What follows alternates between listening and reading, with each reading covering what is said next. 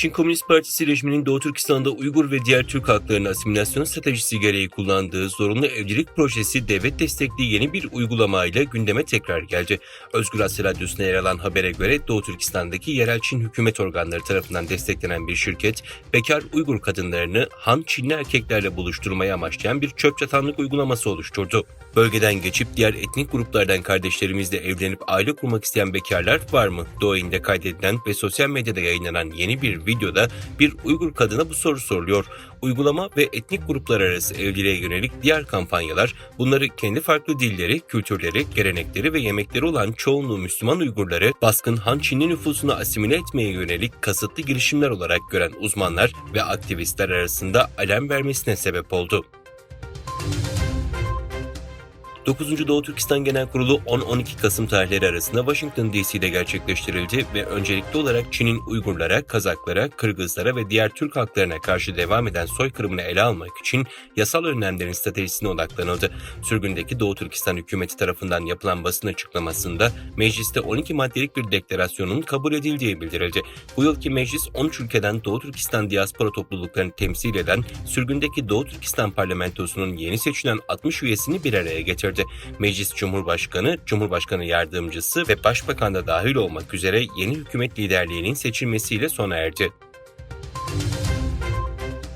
Bursa'da Türk Dünyası Yörük Türkmen Birliği Doğu Türkistan'da yaşanan zulmün konu alındığı Bir Sessiz Çığlık Soykırım Hikayesi filminin gala gösterimini Doğu Türkistan Milli Günü'nde gerçekleştirdi. Türk Dünyası Yörük Türkmen Birliği Doğu Türkistan Milli Günü dolayısıyla Teyyare Kültür Merkezi'nde bir program yaptı. Cemal Akkuş'un yönetmenliğini üstlendiği Bir Sessiz Çığlık Soykırım Hikayesi filminin gala gösteriminin de yapıldığı programa Genel Sekreter Cemal Akkuş'un yanı sıra Türk Dünyası Yörük Türkmen Birliği Genel Başkanı İrfan Tatlıoğlu, Kent Konseyi Başkanı Şevket Orhan, Çalışma ve Sosyal Güvenlik Bakanlığı eski müsteşarı Fatih Acar, MHP Nilüfer İlçe Başkan Yardımcısı Veysel Çermi de katıldı.